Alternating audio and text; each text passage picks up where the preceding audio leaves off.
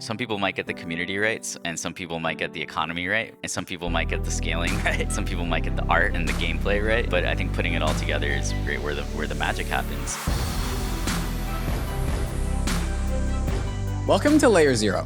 Layer Zero is a podcast of unscripted conversations with the people that make up the Ethereum community.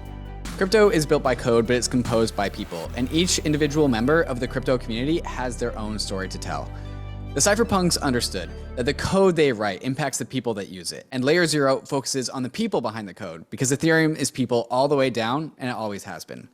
Today, we are speaking with Jiho from Axie Infinity, and Axie Infinity might be one of the first organizations that knowingly is calling them a nation, and really fits that model. And I really think the Axie Nation is the right way to understand what Axie is trying to do. And so that makes Jiho one of the first core community leaders of the Axie Nation, has a very interesting vantage point as to how to view communities growing around Web3. I think, as we all know, like, all things in Web3 all have communities around them. Everything that tends to work tends to also have its own community. And so we discuss how the Axie community has grown, the ways that it has shaped over the years in its various sizes as Axie has progressed through its development. We talk a ton about what the Metaverse is, what it means, why people like it, and how it will be shaped in the future. And also just some other fun facts and tidbits about Jiho, which I don't think you would get anywhere else. So let's go and start talking to Jiho right after we get to some of these fantastic sponsors that make the show possible. When you shop for plane tickets, you probably use Kayak, Expedia, or Google to compare ticket prices. So why would you limit yourself to just one exchange when you trade crypto? When you make your trades, you want to make sure you're getting the best possible price on your trade, and that's why you should be using MATCHA. MATCHA has smart order routing that splits your trade across all the various liquidity sources in Ethereum, and is also operational on Polygon, Avalanche, Binance Smart Chain, and other chains. Trading on MATCHA is super easy because it pools the liquidity for me in a single, easy-to-use platform and allows me to make limit on-chain orders, so you can set and forget your DeFi trades, and they will go through automatically while you're away. So when you're making a trade, head over to matcha.xyz/Bankless and connect your wallet to start getting the best prices and most liquidity when you trade your crypto assets. SLINGSHOT is a decentralized trading platform that combines the performance and ease of a centralized exchange with the openness and transparency of DeFi. SLINGSHOT aggregates liquidity from all of DeFi in order to find the best price on thousands of crypto assets. Every token on SLINGSHOT comes with a price chart and trade logs to give you insights into the market's activity in real time. SLINGSHOT is available on Polygon, ARBITRUM, and Optimism, saving you from the high gas fees and low transaction speeds of the Ethereum L1. There are no fees to trade on SLINGSHOT, and any positive slippage is given to the users. Trading on SLINGSHOT is a social experience. You can even set your chat avatar to your favorite NFT, or soon a SLINGSHOT 2099 NFT avatar. Once you bridge your assets to Polygon, Arbitrum, or Optimism, go to app.slingshot.finance to trade and use the chat box to share your trades with others and find other tokens to ape into. Bankless is proud to be sponsored by UNISWAP. UNISWAP is a new paradigm in asset exchange infrastructure. Instead of a cumbersome order book system where trades are matched with other humans, UNISWAP is an autonomous piece of software on Ethereum that lets you trade any token at the current market price. No human counterparties or centralized intermediaries, just autonomous code on Ethereum. Input the token you want to sell and receive the token you want to buy. The Uniswap Grants program is accepting applications for grants.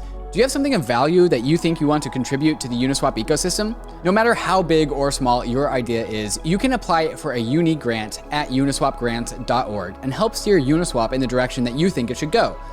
Thank you, Uniswap, for sponsoring Bankless. Hey, Jiho. How's it going? Hey, David. Yeah, doing well. Thanks for having me. Yeah, of course. Where are you in the world right now? I am in Puerto Rico. Oh, yeah? Where are you? Do you live there? I don't think you don't live there, do you? I'm staying here for a bit. I got stuck here after Metaverse, and just have a lot of work, so didn't wanted to just stop traveling. So, well, Puerto Rico's not a bad place to get stuck at, so that must be a vibe. There's a lot of crypto people down there. Anybody from Axie? Yeah, there's some Axie community members down here, for sure. We play basketball, go to the gym together. Hey, well, I'm sure you have Axie friends all over the world, so no matter where you get stuck at, you can probably find some members of the Axie Nation wherever you live. Yeah, that's one of the best parts of the community. So where did you grow up? Let's go back to just like your formative years. Where did you grow up in the world? So I was born in New York and I grew up there for the most part. Yeah. Grew up gaming. Yeah, so I grew up as a gamer, as a collector. My dad's an interesting guy. He's a polymath man, so he has like so many different interests. Right? He owned a gallery as a painter. He collects insects and fossils. So he's really into like moths and butterflies. He's actually an attorney as kind of as for his profession, so he's kind of like doing a lot of different stuff. My mom is Korean. She's like a typical tiger mom. She was super strict, so I was always right like trying to play games. She was always trying to get me not to play games. My cousins are Korean. I'm half Korean, so Jiho is actually my name, my Korean name. Hmm. And my cousins would bring over like StarCraft, Diablo, World of Warcraft. It's kind of how I got into gaming a bit. Uh, Whatever game I played, my entire school ended up playing. For some reason, I was like the curator. And yeah, so got really into gaming as a kid. I was an only child, so I think like I was just keeping myself occupied and trying kind of right in the early days, right, like StarCraft. That was the first thing I ever did on the internet, and you could actually kind of socialize from your bedroom as a Hmm. kid. Yeah, my mom sent me to boarding school because I was way too into WoW, vanilla WoW, and that's basically why I left New York, went to New Hampshire. Yeah. These are all Blizzard games. Is that a coincidence, or what's up with that? Those are, I think, a lot of the games that really defined me. I think happened to be Blizzard games. I was also really into Donkey Kong Country, like during the Super Nintendo days. um, Zelda, like Ocarina of Time. I think I played through maybe 20 plus times. Obviously, Pokemon. I still have my Pokemon collection from when I was a kid. I was an early adopter. I didn't know at the time, right? But I have a bunch of like first editions and shadowless that I was just collecting as a kid because I wanted them. Like I would sell shark's teeth and my drawings and stuff like that to scrounge up enough. And yeah, apparently my collection's worth quite a bit now, which is crazy because like that was all, yeah, just collected by me as a kid without too much capital. And you was it to play the actual Pokemon card game, or was it more about the collection?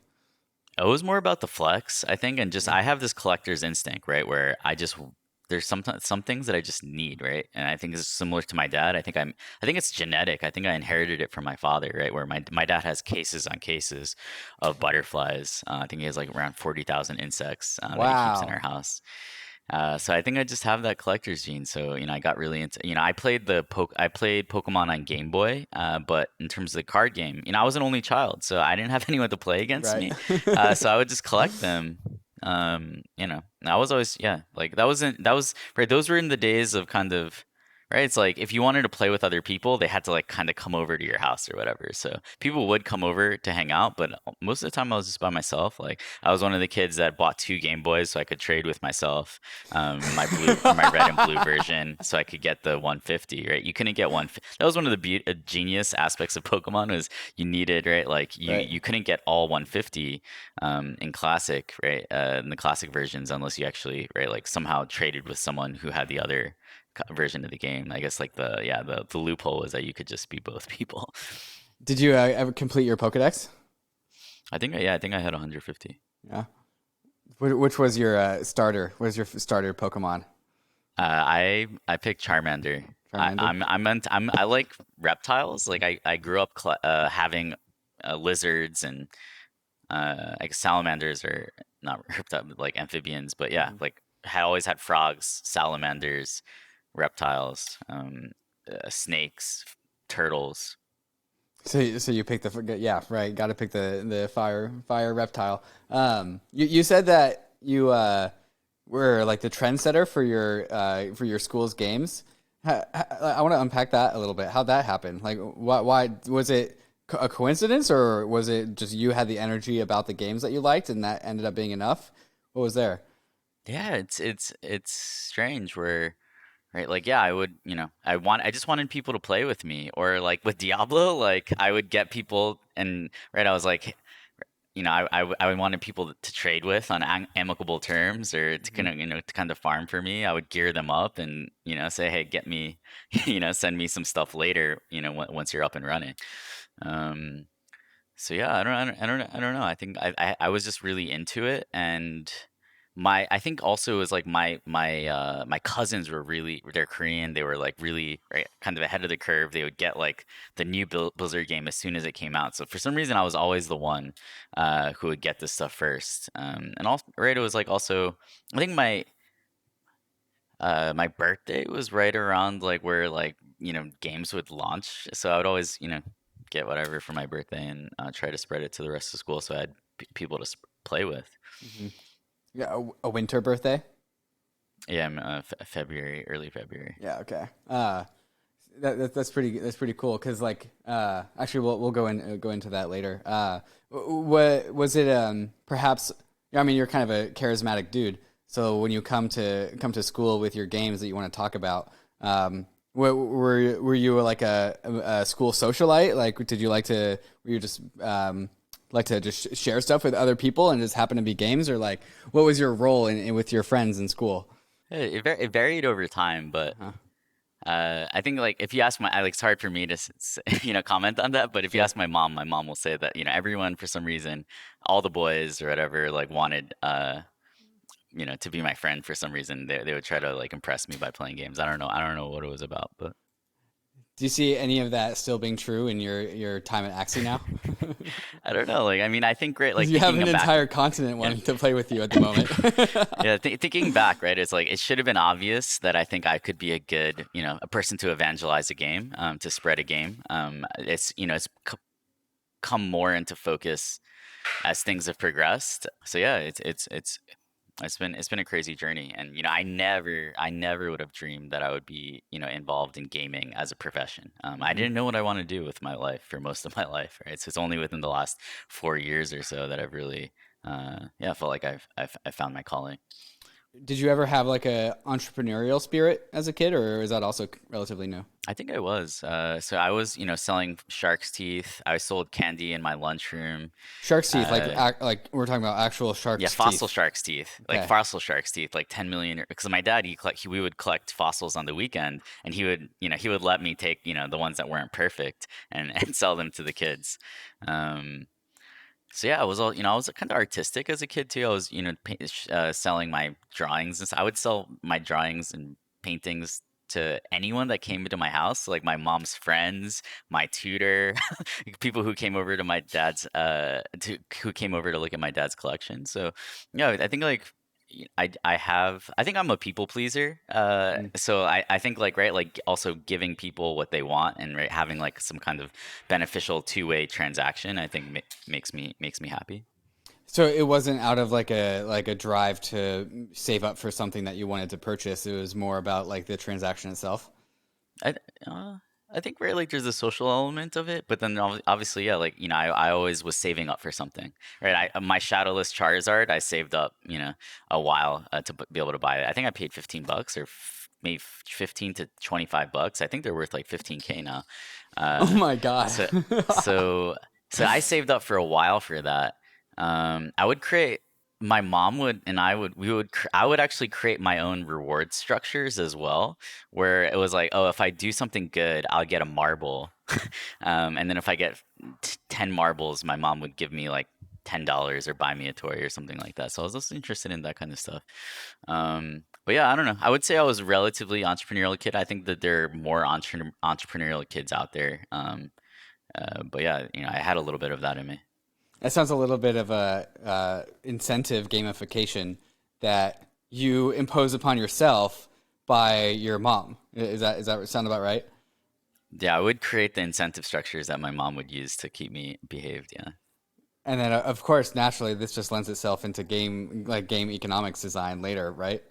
Like, is that a direct one to one comparison, or am I reaching for something here? Yeah, I think there's some parallel there. Yeah. Yeah. Why why do you feel like you've enjoyed that so much? Like most kids don't want to impose rules upon themselves. I think it was like I wanted something and I wanted like a clear path towards Hmm. getting it. So yeah, it was kind of like negotiation strategy, I think with my mom as well, where Hmm. yeah. Let's see. Do you think like do you like the sense of did you like the sense of achievement? Was that about it? Like victory unlocked?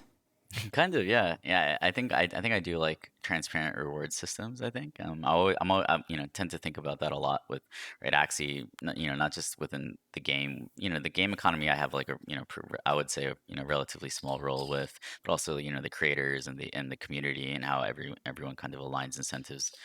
Uh, with each other for sure. I find it fascinating, right? I think that's actually right. Like my understanding of Web3, because I'm not, I don't come from a technical background, right? I come from a gaming background, the collector's background, right? So for me, right, like the huge unlock that I see with Web3 is figuring out how to align incentives and create these kind of sustainable economic engines to these open source technologies. If so that's like a lot of how I'm looking at the space right now. So for the onlooker, the people that aren't like diving into Axie Infinity every single day and kind of just like knows that it exists and that it's extremely vibrant, your role in Axie kind of just looks like this great community manager, like this great community leader who's just like part of just like injecting vibes and energy into the community. Would you a do you agree with that take, and then b, if you for somebody that would like to actually peer deeper into the scenes, what do you actually do? Sure. So I think that's fair. So I actually come from the community, which some Mm, people might not realize or remember in many mm, cases. mhm, So right, like I discovered Axie just like a lot of people, just like much earlier, right? Where I was one of the first, I don't know, a couple hundred people in the Discord. It was very small. There were around, maybe 5 to 10 people there to kind of welcome me and walk me through. And I was super excited about it because right, like I was an early CryptoKitty community member, right? And there was this notion like, hey, like we need to be able to do more with these things. So it's not just about breeding and selling them, right? Like there has to be some emotional value. There has to be something fun that we can do. So it's not just us dumping cats on each other, right? mhm. So we kind of, there was a little bit of that already that the space kind of understood, and so I fell in love with the art and the fact that there was this roadmap towards a playable game that seemed achievable. That really resonated with me. So I just came in and started doing all the things that I thought I could help with, right? So like helped write the original white paper. Right, started doing a lot of the announcements and yeah, community building, right? Where in the early days, it was doing unscalable things like getting to know everyone in the community, sharing the vision repeatedly so people understand like what we're building and why. Um, so yeah, I think like a lot of that is still applicable today, where I do a lot of stuff around the community and the economy. I think it's very interlinked, right? Because right, ultimately, what creates this sustainable economic engine is right, that people are spending right for fun or for status within the ecosystem, right? Like that's what's kind of subsidizing right the economy and this ability for people to actually earn. Was it as simple as just understanding Axie to be CryptoKitties, but with a game, or was there extra, magic sauce that compelled you in addition to that? Yeah, I think that was part of it, right? Like we were just iterating, right? Like I think a lot of it was some people saw Axie as a fork of CryptoKitties, right? Like the marketplace contract is very similar, the breeding contract is very similar, and right, a lot of the early community members, right, like kind of gave up on CryptoKitties and came over to Axie. So right, there was a little bit of that. Yeah, a lot of the people who got it immediately were like, hey, like there was 3 weeks where we could breed CryptoKitties and actually make money, right? Like how could this potentially last forever? So I think a lot of the people who were thinking through that framework were actually able to understand Axie. Yeah. Hmm.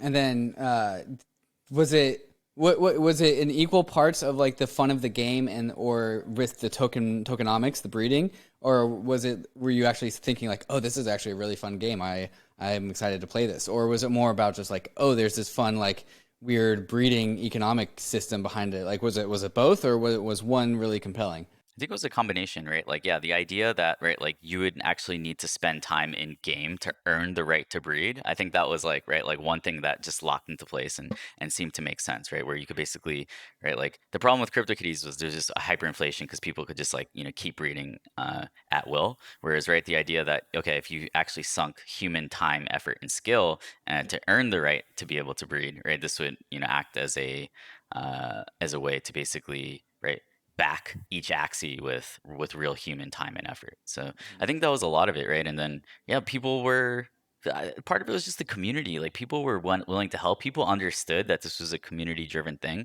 They were really helpful. They were making awesome memes. They were making awesome, there were has we had some initial early video content creators and stuff like that. So there's awesome art. So yeah, I think it was a combination, right, of the community and right the art and what promised to what was looking like it would be a pretty fun game. So I want to unpack. There's so many things I want to unpack. I want to unpack first off the community aspect of it, because isn't also, even though it's Axie is like it's more than a community, because the size of it is so incredibly large. It's like you guys correctly in my mind call it the Axie Nation, especially because you have your own economy. But isn't the community at the very basic level also in competition with each other? Right? Like isn't Axie kind of like a race for resources? And so, like, yes, it's very like collaborative, and the Discord is very like community oriented, but also isn't it competitive too? There is a lot of, right, at its base level too, right? Like right, there's Axie is a, right, like in terms of the current product, is a card battle game where you Mm-hmm. battle these pets together in PvP battles. There's a leaderboard, right?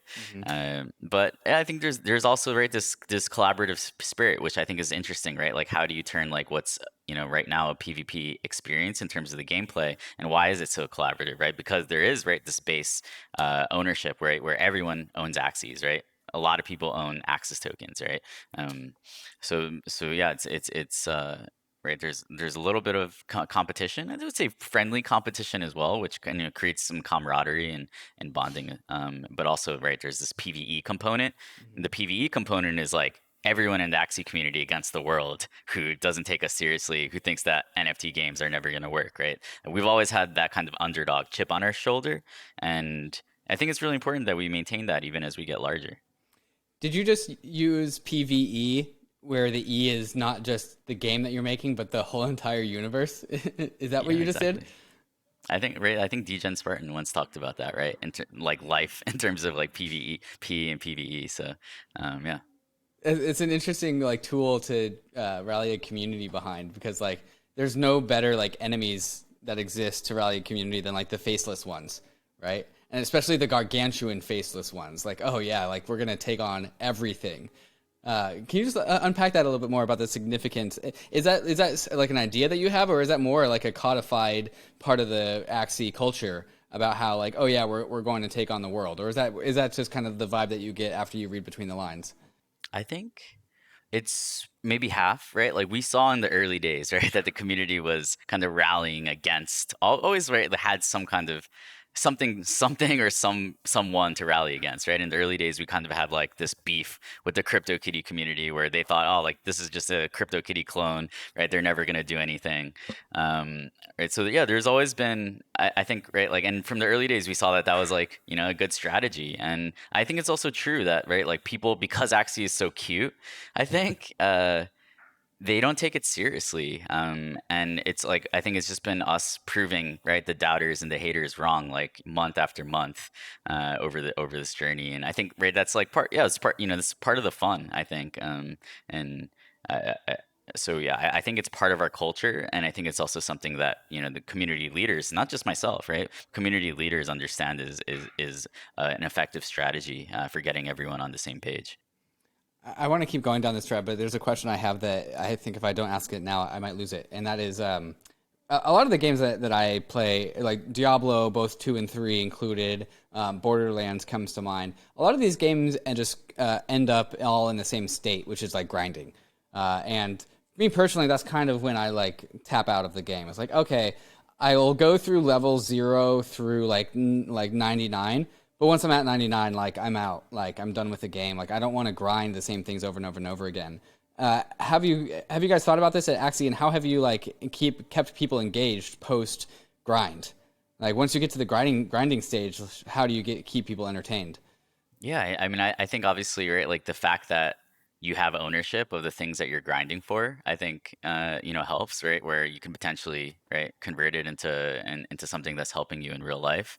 I think that all games with staying power have, right, like basically had interesting social elements to the ecosystem where, right, with WoW guilds, right, there are people who play WoW not because they find WoW enjoying, but because all their friends that they've met online are playing WoW. So it's like if they quit WoW, they're going to lose all their friends, right? So the social systems are really important. And yeah, I think like right with Axie, right? It's like people they love being part of the community. They love learning about Web3. There's always something fun to look forward to, right? Like we're constantly iterating and building new experiences on top of the Axies, right? Like the current product is actually our second version of the battle system. We're coming out with the third version of the battle system. So everyone's like, right, like we have this like when V3 meme, stuff like that, right? And then no, it's just like we're building out in public, so people feel like they're building together, that they're collaborating together, that that there are these connections, and it's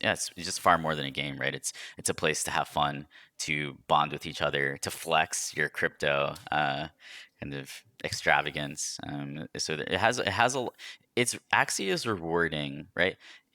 So people always ought to come to this topic, right? It's like, is Axie fun, right? And I've actually we've talked to and I've listened to some of like the thinking from the founder of Eve Online, and right, and he talks about it as like, right, like game people talk about fun, but actually what games should ultimately strive to be is to be rewarding in the same way that we find our lives rewarding, right? So if you talk to any random person, right, probably, right, like they might not find their life fun all the time on a day-to-day basis, right? That might not actually even be good, right? Fun is probably a poor thing to optimize for, right? But ultimately, most people find their lives worth living and rewarding through different through different forms of kind of, I guess, value, if that makes Mhm. sense. There's social, there's economic, right? There's building a legacy, right? And I think and I think the thing about Axie is that it's actually, right, like harnessing this kind of like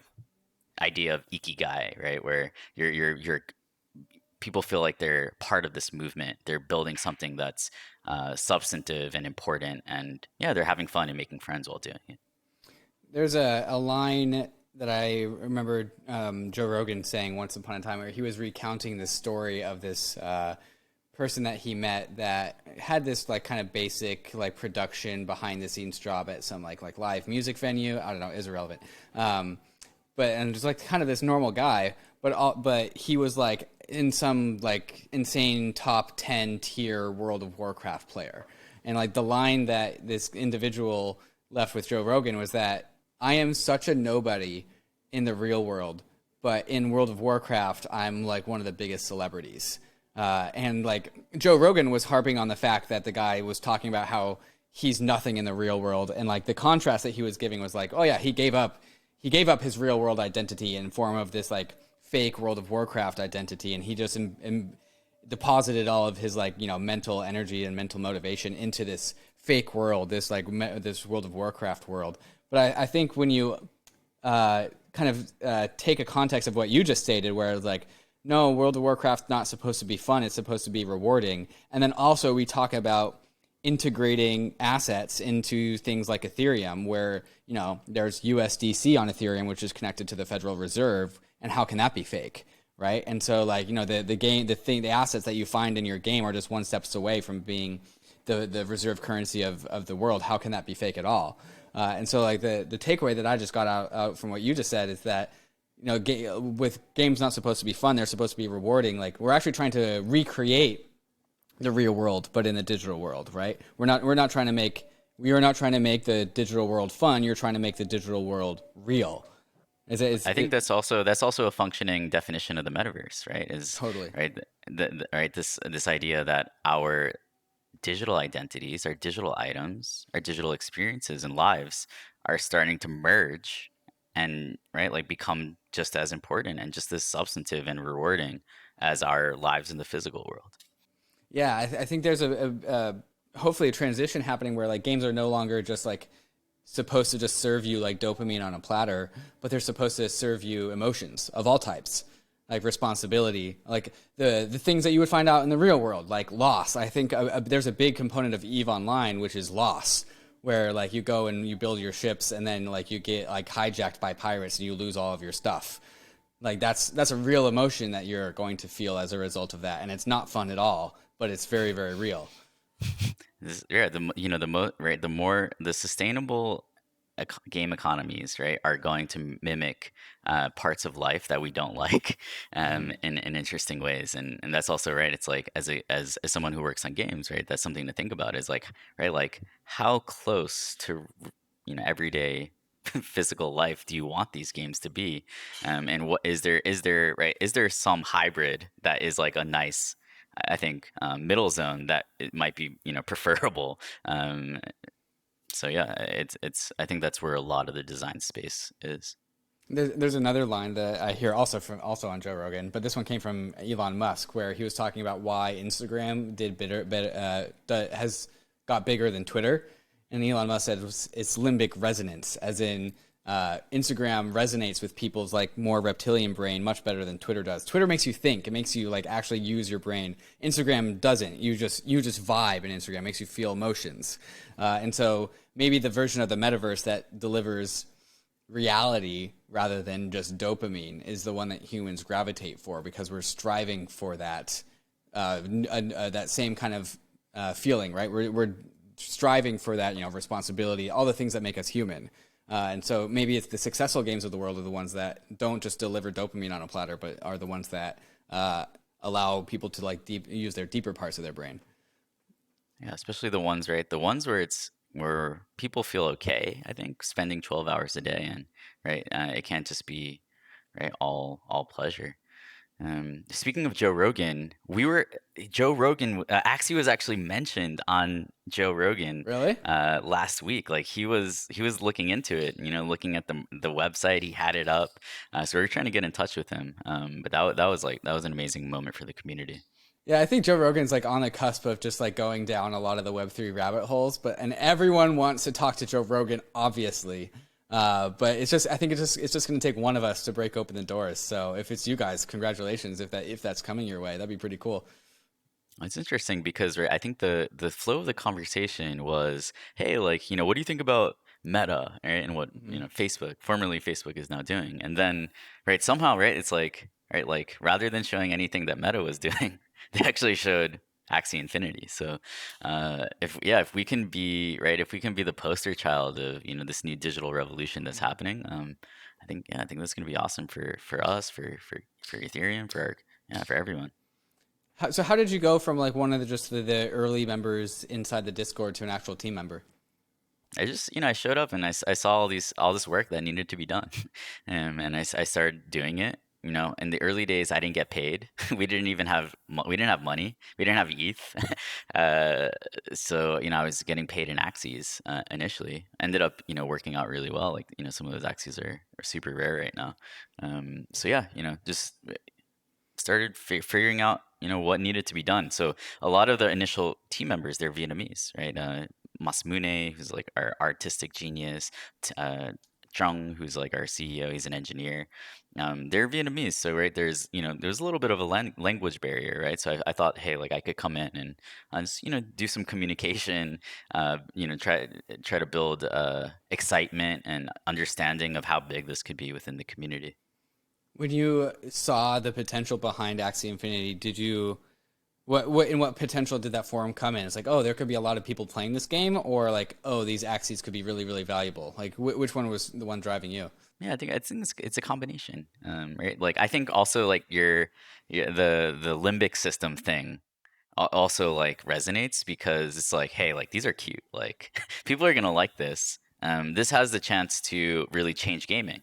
We understood that there, right? Like we understood that there are problems with gaming in those early days. I know because right, we wrote the white paper in about February or March of 2018, and we talked about some of the problems in gaming. Right, that right, it's right, like basically right in traditional gaming right now, majority of the value is not going to the people that are creating a majority of the value. Right, the app stores, the game publishers are taking like north of 50%. So it's not even the game. It's not the money isn't even going to the game developers, right? It's a lot of it is going to these middlemen. So that's why, right? Like crypto is just like right, like so textbook definition, right? This is not advanced stuff. It's like wherever there are huge extractive middlemen, right? You remove that middleman, and you give it to the builders and the community members. So right, this is Axie is just that principle, I think, applied to a game. And I mean, so many people must have come into the Axie ecosystem more or less with uh, that mindset or something similar to it, as opposed to like, oh, this is going to make me rich mindset. Because like, while Axie definitely started off the conversation of like, oh, crypto gaming is like a financial opportunity, it didn't start there. So have you noticed since the mooning of the AXS token a difference in the people that come into the Axie Nation? I'm assuming you have. Right, this is something that I talk to Peter Pan about a lot. Right, is community building in a bull market and community building in a bear market fundamentally different problems. Sometimes require fundamentally different people. But yeah, it's something that we think about a lot, right? Is like, right, you get this, right, like bear markets, you'll have a small number of missionaries, and then, right, the entire world finds out about you in a bull market, and maybe, right, the cycle repeats, and right, you end up with more missionaries than you did at the end of the last cycle or the beginning of the new cycle. So yeah, it's like nature, right? It's like nature's healing, but yeah, definitely as right, our audience becomes more mainstream, you start to run into you know different types of problems, right? Like, gamers are not super nice as a demographic, right? So you start to have, right, like your community starts to become closer to like a League of Legends community in some cases, or some of them are start to become like that. But I also think that a lot of them are, are able to learn and understand, right, that this is a movement, and a lot of them are receptive to the education and that's also why it's important, right? Like I think a lot of the projects that are trying to copy us, they don't have this like older, right? These veterans who are going to come in and, basically tell the new kids what's up and what this project is really about. Yeah, is there like a schism between the OGs and the new members? Yeah, I would say some of the OGs are a little bit reclusive and hesitant to engage with the newcomers. There are others that are there, like that are more public facing and think that and prioritize really educating the new faces. But yeah, like just like within any society, right? It's kind of like, oh, like people come in and uh, you know there can be like class. It's like, right, it's almost like class Generations, yeah. rivalry, right? And generational rivalry. Yeah. How have you guys had to deal with that, or is that something that has been like it's a maybe just a small friction, or is it actually something that you guys have had to address intentionally? Just the differences between the generations. Yeah, I think empowering people to build bonds. I think like the content creators, like the OG content creators too, right? Like they do a good job because right they also right like they see them as their followers and stuff like that. So it's something it's something that I think is a difficult it's a difficult kind of phenomenon that's happening, but it's a luxury in many cases because a lot of projects they don't have any of that, right? They just have maybe I don't know a very small community, and many of them might just be super new and only focused on the token go up. So. I would imagine there's some like dynamic, like tribe dynamic, where you have the village elders, and then you have like the punk kids, and the kids want something that the village elders don't, and maybe the village elders know best, but you can't only listen to the village elders because like you got to also include the punk kids, Yeah, right? it's politics. It's politics, right? Like, and it's now like I feel like I'm a politician, right? Like I'm a I have right like we have constituents, right? And I think that's what this is. Yeah, it's we're starting to see the rise of these kind of opt-in nations, right? Where it's not like right like the management is still right like uh mostly top down, but right, like it's opt in, right? So if, I think that's what we're starting to see more so than like fully decentralized co-management structures. Is right, like you get to choose who your leaders are, which I think right is like that right to choose. I think is a key distinction. Yeah, well, and I think we'll also start to see right like more decentralized contribution, creation, building, and also maybe yeah potentially kind of like decision making for the future for the the future direction of projects. But it's I think there's a lot of research and experimentation that's been going on and going into that kind of stuff, and I think like the optimal I think the optimal strategy is also, right, I think Vitalik talks about this, right, is like there are different communities that want different levels of, right, different trade-offs, if that makes sense. Like the Axie Discord is like the largest Discord in the world, if I'm getting my numbers right, and I would imagine managing that is just an absolute nightmare. And if you call this thing a nation, and you're calling what you're doing politics, how are all these different factions organized? Like, is it a representative democracy, or do you have like, you know, the content creators over here, and then you have like the players over here, but then you have like the casual players over here and the advanced players over here, and then you have like the actual builders. Like, how does this nation organized? Yeah, so our Discord is interesting, right? Because our Discord is actually an interesting example of how we've attempted at least to tackle this in the short term, where we actually have a collab land integration. So you basically, right, collab land will read your wallet, see what NFTs you have in your Ronin wallet, and then assign you a role, right? So if you have 3 Axies, you at least get to speak in the general chat. If you have 10 Axies, you might be able to speak in the economy chat, right? If you're a landowner, you get to speak in the landholder chat, right? So yeah, it's kind of right. We have these, parallel forums for discourse, and then there are people who float among them, and yeah, we have community, moderators and volunteers that kind of guard dog the Discord, right? Where you're trying to make sure that people aren't like misleading people aren't trying to scam the new players and things like that. So it's fascinating. I spent a lot of my life in Axie Discord. Um, and yeah, I mean, Discord as a product changed my life. I think I actually, yeah. So I am still, I think, the number one like by messages in the Axie Discord with I think like a couple 100,000. So. My God, wow, that's insane. You talked about guard dogs in the Discord, make sure that people aren't scamming people. If we're using a nation metaphor, that feels like the police. Yeah, it's like more like vigilante justice, I would say, Yeah, maybe a little bit. So neighborhood we're crime trying to, right? watchers.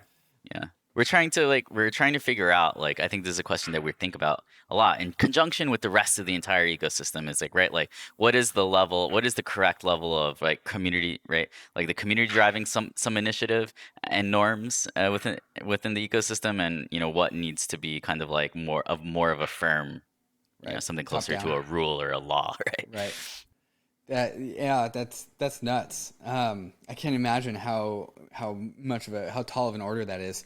Do you ever fear that, like, what happens if Discord goes down? Like, Discord has gone down at times. Like, what would the Axie Nation do if Discord like died for a week? Yeah, so I will point out a data point. Our monthly 30-day volume topped out at the same week that we hit the Discord max, right? So it's like we solved, right? Like we were able to build this, EVM scaling solution to scale our game to millions of players. And then what's the thing that might be holding us back right now is like the 800,000 cap on a Discord community, right? Because I feel like being a part of the community is such a fundamental part of the experience, that, right, like you're probably, you're not getting as engaged community members. You're having a lower hard activation rate, right, in terms of like, I don't know, growth marketing terms, right? Without having people actually able to join that main Discord. So I will say that it's interesting, and yeah, like we're definitely overexposed and overly reliant on Discord. I think like there are some Web3, you know, alternatives that are starting to maybe pop up, but it's still so early. But I do think that is right. That is the next wave of innovation, I think, right around like basically social coordination tooling, right? So we're starting to see, I don't know, these token gated forums starting to pop up. So which might be like an early iteration of that. They're not quite as real time as Discord. Discord, right? Like the server stuff is like, it's gonna be hard to get something to that level quickly. And right, there's a reason, I guess, right, that maybe Discord is inherently unscalable, right? Like why don't they why won't they let us get hit a million in our Discord, right? It's that must be a very very very it must take like a lot of like server power, right, to keep that thing going. Totally. Yeah, it's like if the breaking of Discord while you guys are doing the all-time high in volumes on Ronin is like, well, we actually got Web 3 to scale more than Web 2. Like Web 2 broke. It wasn't That's Web right. 3 That's that the broke. paradox. Yeah, that was a paradox. I felt like that was interesting. And I think it shows, right, that we're facing a lot of the problems that these NFT games are gonna face in a year, 2 years. We're facing them first, and we're gonna have to solve them first for everyone else. So, as the AXS price just went absolute bonkers, one of the resulting downstream impacts of that is like so much angel investment, seed investment, seed round, startups came as a result of that. Like it kind of felt like, when Bitcoin went from $0 to $1,000, all of a sudden the next thing that happened was that we had like 10,000 Bitcoin forks. Now we're kind of seeing the same thing. Like AXS went from like a $3 million market cap, which is basically nothing, to where it is now in the multi-billions. And now as a result of this, we have like an infinity number of play to earn games being like invested in right now. Like, if you had to guess, what percentage of those will have any sort of like meaningful adoption? Like 5%? Probably like very small number. Yeah, around like 2 to 5% sounds directionally correct. I think we might have to see a lot of consolidation, and this also goes for the guilds, right? We also saw an explosion of funding rounds for guilds for the games. So yeah, we might need to see consolidation around that, and yeah, it's going to be hard for all of them to succeed. But yeah, I think like we'll also may see, right, some important projects come out of this class, right? I think that's generally how crypto works, right? Where even Ethereum was, I think funded, by by Bitcoin, right? Like that. That's how you paid in the ICO. I think. So yeah, it can be overwhelming sometimes, right? And it seems like everything got comped against us. And I think like people don't understand. People are like, hey, like yeah, if you just make a game with better graphics, like it should be it should have a higher market cap, right? But right, they don't understand like the work that's gone into this, in terms of the community building as well, and the thinking around the economy, and nourishing these content creators, and everything, the relationships, social capital in this network. But yeah, I think we also are extremely bullish on these player-owned digital nations, right? That's part of the vision for Ronin, is to be this scalable place for, right, some of the next generation of these experiences. So of those like 2.5 to 5% of these play to earn game startups, say we're on the other side of this, and like that 5% exists and we see which ones they are, what do you think will be the thing that they needed to have gotten right in order to make it through that filter? I think it's a combination. Honestly a combination of things, uh, which I think is what is going to make it so hard. Because some people might get the community rights, and some people might get the economy right, and some people might get the scaling right. Some people might get the art and the gameplay right. But I think putting it all together is right where the magic happens. I think, yeah, Web3 community building. I mean, maybe I'm biased. Everyone tends to think what they do is important. So I think Web3 community building is a difficult journey that requires like blood, sweat, and tears, and there are no shortcuts. I think the art, it has to be like the right type of game. I think like one of the underappreciated reasons for Axie's success is that people love their Axies. People, right? They feel bad selling their first team of Axies, their first Axies.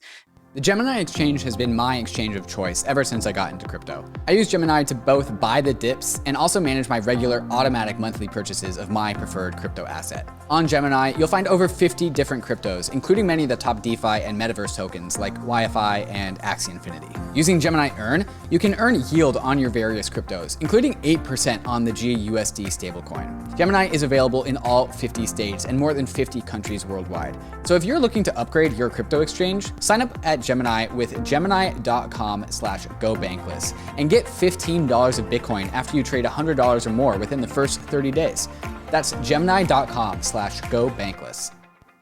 The Brave browser is the user-first browser for the Web3 internet, with over 50 million monthly active users. Control your digital footprint with built-in privacy and ad blocking. Inside the Brave browser, you'll find the Brave Wallet, the first secure crypto wallet built natively inside of a Web3 crypto browser. Web3 is freedom from big tech and Wall Street, more control and better privacy. But there's a weak point in Web3, your crypto wallet. The Brave Wallet is different. Brave Wallet is built natively inside the Brave browser, no extension required, which gives the Brave Wallet an extra level of security versus other wallets. With the Brave Wallet, you can buy, store, send, and swap your crypto assets, and you can even manage your NFTs and connect to other wallets and DeFi apps, all from the security of the best privacy browser on the market. Whether you're new to crypto or a seasoned pro, it's time to switch to the Brave Wallet. Download Brave at brave.com/bankless and click the wallet icon to get started.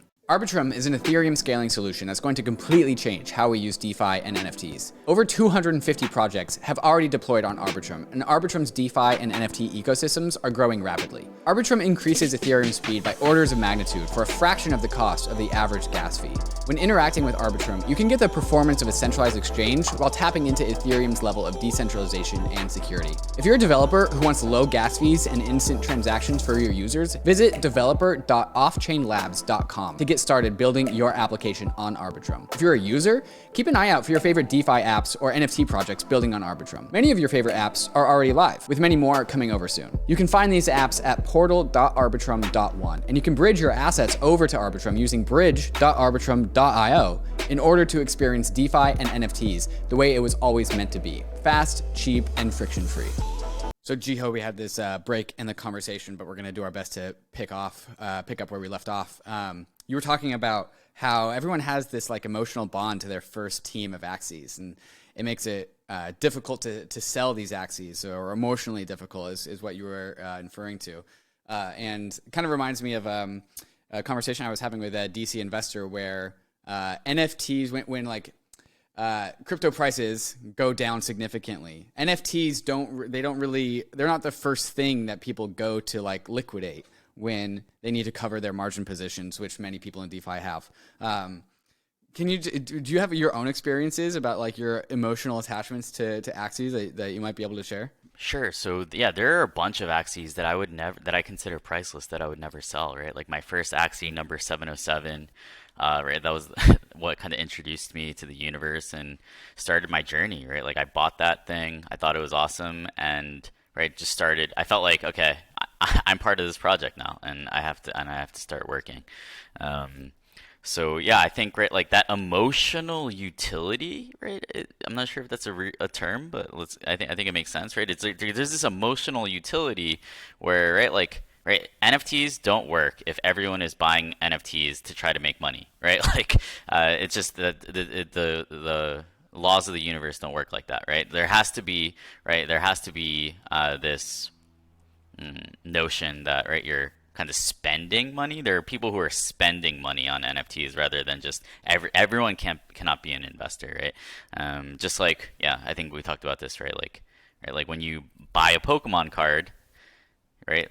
You buy a Pokemon card because you just need it, right? Like the fact that there is liquidity for it, right? Like can allow you to justify spending, a large amount.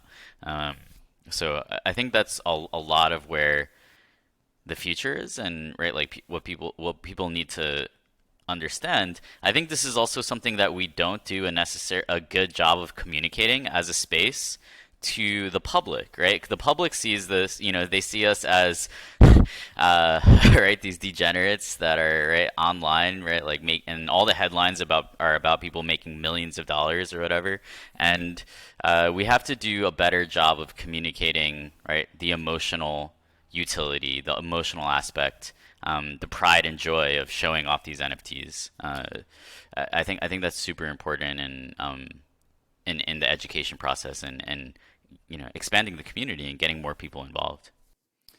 Has this at all turned into a more like concrete strategy with the future of the Axie ecosystem? It's like you guys are trying to inject emotion into the game.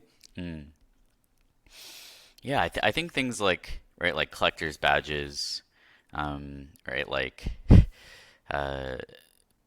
so there was an interesting change that we made where by accident, right, like when Axies were fighting in battle, they stopped making facial expressions, like stopped grimacing, or when they're attacking, or getting attacked, and that was like a big issue for our players, right? So we realized that, right, like these small little details that make Axies more lifelike, they're really important. So I think Axies, right, like for example, if you log in and you haven't logged in for 2 weeks, right, your Axies should be, right, like acting like a dog or a puppy when you get home after a long break, right?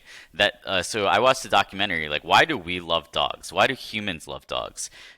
It's not actually because we think that they're cute, right? Because there are actually a lot of people who have dogs that are kind of objectively ugly, and they still love them just as much as, right, dogs that are actually, right, objectively cute, right? And a lot of the reason that people love dogs is because dogs actually love humans. Dogs show love and affection to humans, they reciprocate it, and that's actually what makes us love our dogs the most, right? So basically, in order for people to love their Axies even more, we have to basically create systems where the Axies actually can show affection to their owners. So that was a conversation that I had with like the art team and the animation team, and they seemed really receptive to it. So As a developer, that sounds like a really fun project. Hey, make these NFTs, these animated NFTs, make them show love towards the people that own them. And like we could go, like we talked about how like you talked about how the NFT industry doesn't really do a very good job of advertising the emotional bond that people have to their like, you know, NFTs, and the external world just kind of thinks that there's these pixels with price tags. But also, if we really want to optimize for that price tag, we would probably be trying to create NFTs that are more like stronger conduits of love between owner and NFT. Like this probably would be good for the valuations of these things. I think so, right? Like ultimately, yeah, there has to be, right, like a combination of aesthetics, utility, and scarcity, right? And that's where I think that's where I wrote this about this in I think like 2018, right? It's like the triple threat framework for adding value to NFTs. And yeah, like you know, we I think people kind of understand the scarcity part. They you know they understand the aesthetics, and I think gaming, right, in general is an answer, an attempt to answer, right, like what does true utility for these things look like? So that's, you know, that can be seen as okay, like you're using these things in a game, but I think it's also, right, like you see these as part of your life. So yeah, it's really important. There are actually the virtual beings industry has started reaching out to me a lot over the last year, right? Because I think what they see is okay when people think about AI or intelligent, yeah, basically like intelligent characters, right? A lot of people they think about okay, like how do we get a hologram or right, like a virtual influencer that, right, like that seems lifelike. But I think, right, even lower hanging fruit is how can you make a virtual pet that is more lifelike, because the barrier, right, there's no like Turing test, right, like with a pet, right? It's like it's a lot easier, I think, to simulate the experience of a real pet than it is to simulate the experience of speaking and interacting with a real human being, I think. So I think the virtual being space or the virtual life space is actually really, really interested in Axie. So yeah, there's definitely some stuff to explore around that as well. Earlier in the conversation, we were talking about how good games, especially good Web3 games, have migrated from just like trying to serve dopamine on a platter to its players to creating much more realism. And we talked a little bit about like loss, right? Like when you lose in a game, like you should actually have lost something, either monetary value or something scarce, because you know there is no joy without loss, right? You can't. There is no such thing as one-sided happiness. You have to have sadness to also have happiness. And I think, and you also talked about how like, you know, a working definition for the metaverse is something that is just the digital world, but just trying to replicate our actual world, but in virtual format. And so like my mind is going towards like the version of the metaverse where like I think the way to onboard people into the metaverse is like find ways to optimize for love, right? Because that's at the end of the day, That's all what people want. Like, like some people get trapped in the money game, but really people forget that, money is just, a means to an end. And usually everyone's end is the same thing, which is love.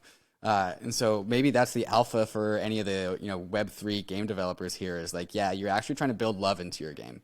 I think yeah, it's right like these real emotions, right? It's like I don't know what are the hierarchy of needs. What is like ikigai, right? I think like some people they say that Axie is interesting because yeah, it operates right at the intersection of what I want to spend my time doing, what I enjoy doing, or what I feel super passionate about.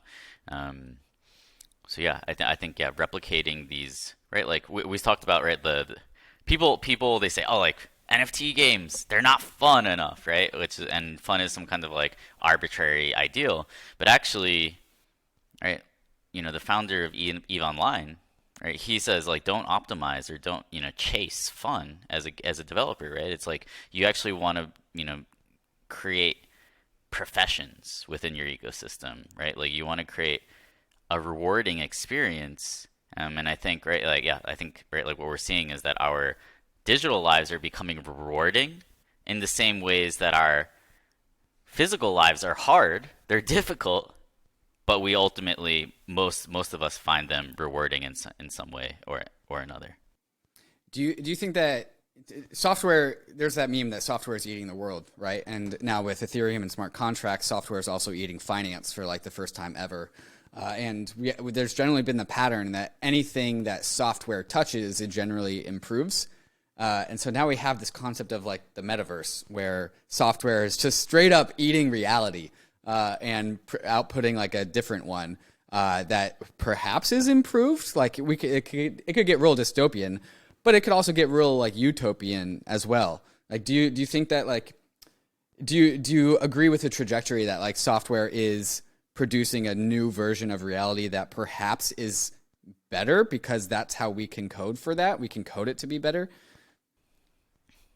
I wouldn't. Yeah, it's hard to say better. But what I'll say is right. It I think it's creating this base level of access to ideas, relationships, and communities. Right, where for most of human history, we were forced almost right to basically be a part of the town, the community that we're kind of physically born into, even the nation state. Whereas what we're now seeing are these opt-in nations, opt-in digital nations, opt-in digital communities that are starting to fulfill a lot of the needs and desires of what it means to be a human being. And right, like if you're born into a very difficult situation, I think it provides some opportunity out where right you can meet people from anywhere around the world, learn from them. Right, you're not just like being limited to the people and ideas and circumstances of where you're physically born into. So that's one thing that I'm starting to see, right? And I think it's interesting that right the first scalable impact that we've started to see is right like people going crazy over Axie in places like Venezuela and the Philippines, right, where there is very low access to right like a yeah opportunity, ideas, things like that. So Well, I think that's a really optimistic version of the future. Obviously, there is the tug of war behind, like, well, you can't actually go live in the metaverse. Like, the metaverse will not put food on the table. Only real resources in the real world definitely will. But it's also hard not to be just extremely optimistic of it's just easier to discover things that you care about on an emotional level because of exactly what you talked about. Like the internet allows you to go take a beeline for the things that you care about, where if you were born in some, small town population of just like 1,000 people in some like flyover state or some, third world country where like your hobbies that you have can't really be fully expressed. Maybe the metaverse allows a more direct route to expressing some of those interests. and I think right like one key point that I think just popped up into my head is it allows you access to people in a direct access almost to people in a different socioeconomic class than you, right? So you could be a right Filipino Axie player, and you can join a guild, and you could meet right like really enlightened Web3 people from all over the world that have been in this space for 6 years and kind of learn from them. And when right like when very rich people spend within these right digital economies, there's more, right, it's more of a perfect trickle down system, right? For example, right? So if someone is rich and just wants a bunch of Axies, they're buying Axies from the marketplace. That there is right like direct value transfer from someone in a developing world spending for fun and to increase their collection to people in emerging markets that are right seeing this as a way of ascending in the universe, or their kind of like their socioeconomic status. So I think there's more, right? Like this one been one of the, I think, like the super controversial things, right, about, I don't know, the last 40 to 50 years of global macro policy, right, is like, right, like how efficient is this idea of like right trickle down economics. And I think we haven't really seen right truly efficient mechanisms of having those types of trickle down mechanics actually work, right? Where, arguably when rich people spend in the physical world, a lot of that spending goes to other rich people. Whereas I think when rich people spend in the digital world, there will be more of that value captured by, uh,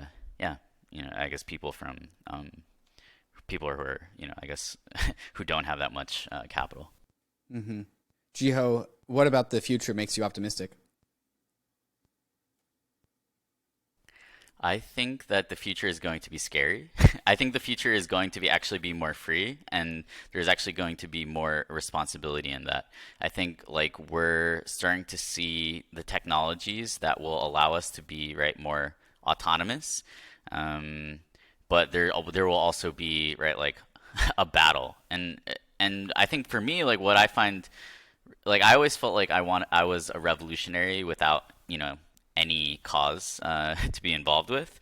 So I think like right like if you're that type of person, right, like I think our generation has reason to be optimistic, because I think we are a lucky generation in that there will be significant causes to take part in, which is right like some people might feel jealous of people who lived during, I don't know, like very peaceful eras. I think we're not going to have a peaceful era. I think it's going to be full of conflict and schisms and different ideas. But I think those are the most interesting times to live in. And I think our generation and the people who are involved in this ascension of Web3, we have a chance to be, looked back on for generations to come. So it's almost like a generational opportunity that will come with a lot of, it's gonna be hard. But I think right, like at least we have a cause worth fighting for, which I think some generations didn't have the chance to, like maybe like the baby boomers or something like that. So I think being adaptable in the 2020s is going to be a very, very important property or characteristic for making it through this crazy decade. Because I also think it's going to be one of volatility and chaos. Any other characteristics come to mind as to what would be useful properties or characteristics, personality traits for people to lean into as they navigate the next decade?